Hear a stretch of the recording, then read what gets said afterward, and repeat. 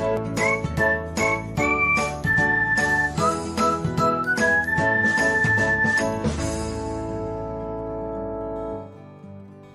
everyone, welcome back to another episode of Technologyglance.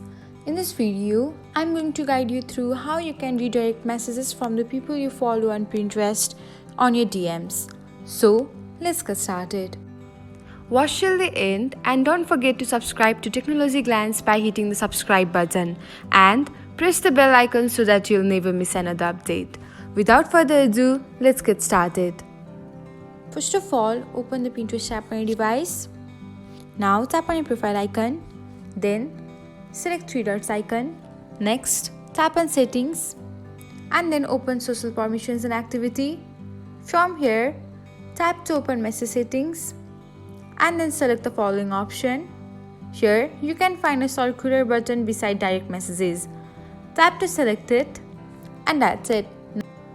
Thanks for watching. If you found this guide helpful, we will love it if you hit the thumbs up button below. We upload great new tech tutorials like this one every day. So, don't forget to subscribe to our channel and hit the bell icon to get an update as soon as we post a video.